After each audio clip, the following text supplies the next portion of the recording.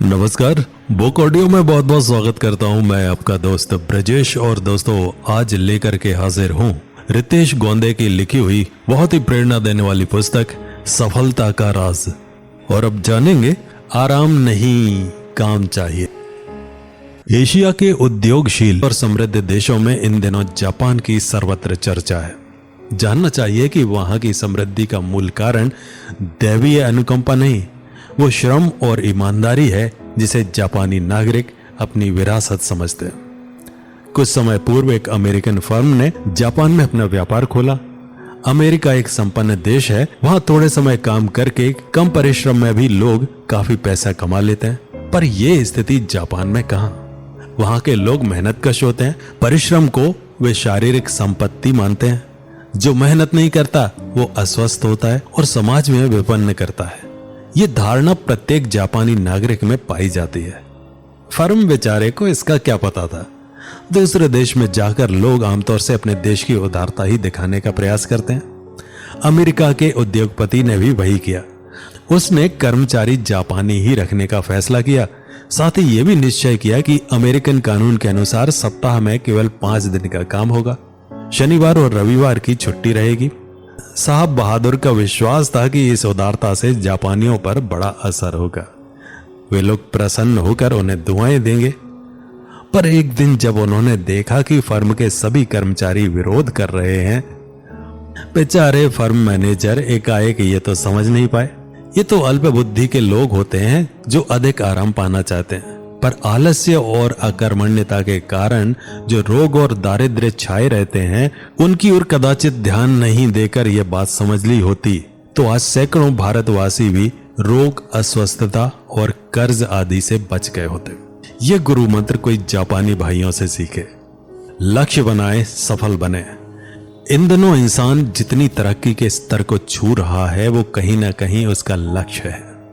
जितने भी आविष्कार हो गए हैं अथवा हो रहे हैं, उन सब के पीछे यही कारण है कि हमारा लक्ष्य है कि हमें ऐसे साधन चाहिए जो हमें पूरी तरह से कार्य के साथ साथ समय की बचत कर सकें।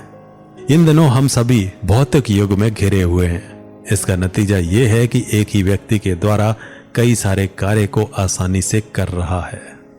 हमारे जितने भी आविष्कार हुए हैं अथवा हो रहे हैं, चाहे वे चिकित्सा के क्षेत्र में हो या फिर औद्योगिक क्षेत्र में हो, शिक्षा, कृषि, यातायात, इलेक्ट्रॉनिक मीडिया के क्षेत्र में हो या फिर अन्य किसी भी क्षेत्र में नए नए उपकरण तैयार हो रहे हो, तो वो किसी न किसी रूप से लक्ष्य बनाकर कार्य करने का ही परिणाम है। बिजनेस में सफलता इसलिए मिलती है क्योंकि उसे टारगेट यानी लक्ष्य बनाकर शुरुआत की जाती है और लक्ष्य बनाकर ही व्यवसाय किया जाता है। भौतिकवादी युग में इंसान पूरी तरह से मशीनों से घिरा हुआ है। यह उपकरण हमें जितना लाभ दे रहा है उतना ही आदमी को अंदर से खोखला भी करता जा रहा है। लेकिन इसका मतलब यह नहीं है कि लक्ष्य बनाना गलत है।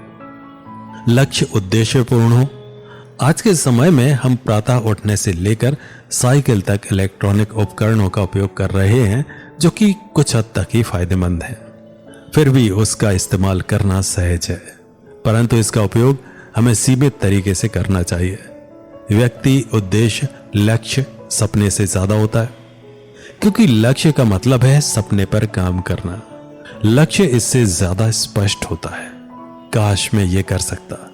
लक्ष्य बहुत ही स्पष्ट होता है, मैं इसकी तरफ बढ़ रहा हूं, वगैरह वगैरह। आम जिंदगी में व्यक्ति बिना लक्ष्य के चाहे कितना ही परिश्रम करे, पर उसे अंतिम लक्ष्य की प्राप्ति बहुत ही कम होती है। इसलिए हमें किसी भी कार्य में लक्ष्य बनाकर करना चाहिए जिसे पूरा होने से आदमी को संतोषप्रद अनुभव होता है। लक्ष्य बनाकर कठिन परिश्रम करें तो आदमी निश्चित ही सफलता को प्राप्त कर सकता है। व्यक्ति को सफलता के लिए बड़ी सोच, कड़ी मेहनत, पक्का इरादा होना ही चाहिए। इस संसार की हर आत्मा में अनंत बल है। अगर मनुष्य अपने स्वयं की शक्तियों के भंडार को ठीक तरह समझ ले तो वो स्वयं तो क्या, वो पूरी मानव जाति, सभ्यता, संस्कृति को अपने इशारे में बदलने की ताकत पैदा कर सकता है। वो ईश्वर प्रदत्त शक्ति का ठीक ठीक तरीके से इसका सदुपयोग किया जाए तब कुछ भी असंभव नहीं है। वो जिस क्षेत्र में चाहे सोच को बढ़ाकर कामयाबी के शिखर को छू सकता है। इसके लिए जिस दिशा में जाना चाहे उसके लिए उसकी रूपरेखा क्या है, इस कार्य को करने के लिए किन किन चीजों की आवश्यकता होगी, कितने परिश्रम करने पड़ेंगे अथवा किस स्थिति में उसे शुरुआत करनी पड़ेगी, ये सब बातें जानकर थोड़ा थोड़ा प्रयास करते जाना जरूरी है। इसके बाद ही किसी भी कार्य को शुरुआत करने से आदमी अपने लक्ष्य की दिशा में आगे बढ़ सकता है। हर मनुष्य के अंदर अनंत बल है, अनंत क्षमताएं, अनंत ऊर्जा है, जिसको वैज्ञानिकों की बड़ी से बड़ी हस्तियां भी मानव मस्तिष्क की क्षमताओं को समझने की कोशिश की, परंतु उस हद तक शोध ही नहीं कर पाए। आज भी उस पर शोध प्रक्रिया चल रही है। अभी हाल ही में हरियाणा के एक सामान्य परिवार में जन्मा बच्चा जिसका नाम कौटिल्य पंडित है, जो कि विश्व भर में गूगल बॉय के नाम से प्रसिद्ध है। लेकिन इसकी प्रसिद्धि सिर्फ इसलिए नहीं है कि इसका नाम गूगल बॉय है, बल्कि इसलिए क्योंकि इसके दिमाग में सब कुछ गूगल की तरह स्टोर है। कौटिल्य का IQ लेवल 130 के करीब बताया जाता है, जो कि इस उम्र वाले बच्चे के दिमाग का IQ लेवल 100 के करीब होना था। परंतु समय से पहले इतनी स्मरण शक्ति पैदा करना वैज्ञानिकों के लिए भी सोचने का विषय रहा है। ये सोच न केवल विद्यार्थी जीवन में ही नहीं, बल्कि सफल जीवन के लिए हर व्यक्ति के व्यवहारिक सामाजिक जीवन के हर कदम पर इसकी जरूरत होती है। सामूहिक तौर पर नेतृत्व करने एवं पारिवारिक जिंदगी में जिम्मेदारी, राष्ट्र के कल्याण के लिए राष्ट्राध्यक्ष के रूप में राष्ट्र के नेतृत्व, देश में सबसे जरूरी सुरक्षा के क्षेत्र में सेनाध्यक्ष, ऐसी कई टीम की नेतृत्व करना बड़ी सोच को दर्शाता है। मानव मस्तिष्क अरबों तंत्रिका कोशिकाओं के बीच होने वाले आंतरिक संचार से मस्तिष्क के कार्य होते हैं। मस्तिष्क की गतिविधि तंत्रिकाओं की कोशिकाओं से पैदा होने वाले इलेक्ट्रिकल इंपल्स से होती है। मस्तिष्क के विभिन्न भागों का काम अलग अलग होता है, इसलिए अक्सर देखा जाता है कि किसी विद्यालय में एक ही शिक्षक के द्वारा 10 साल तक 100 बच्चों को पढ़ाता है। उसके बाद सबकी सोच, बोलने का तरीका, रंग, रूप, गुण व स्वभाव, प्रकृति सबकी अलग अलग होगी। इससे ये पता चलता है कि मानव मस्तिष्क की सोच, स्वभाव सबके अलग अलग तरीके से काम करते हैं। कोई किसी की बराबरी नहीं कर सकता। इसलिए हमें चाहिए कि हम उस परमात्मा के दिए हुए इस अमूल संपदा रूपी जीवन का ठीक तरीके से उपयोग करें, परमात्मा को धन्यवाद दें, खुद का कल्याण करें और औरों को उठाने में मदद करें।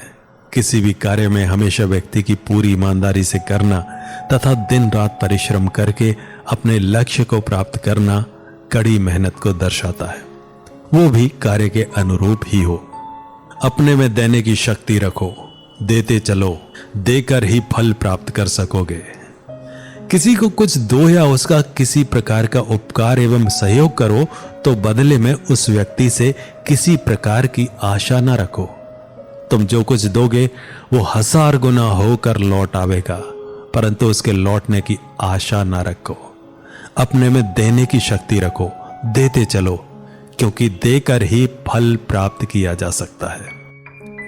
ध्यानपूर्वक देखो, सारा विश्व तुम्हें कुछ दे रहा है, फिर तुम दूसरों को देने में क्या संकोच करते हो? आज नहीं तो कल, हंसकर नहीं तो रोकर तुम्हें किसी न किसी दिन त्याग करना ही पड़ेगा।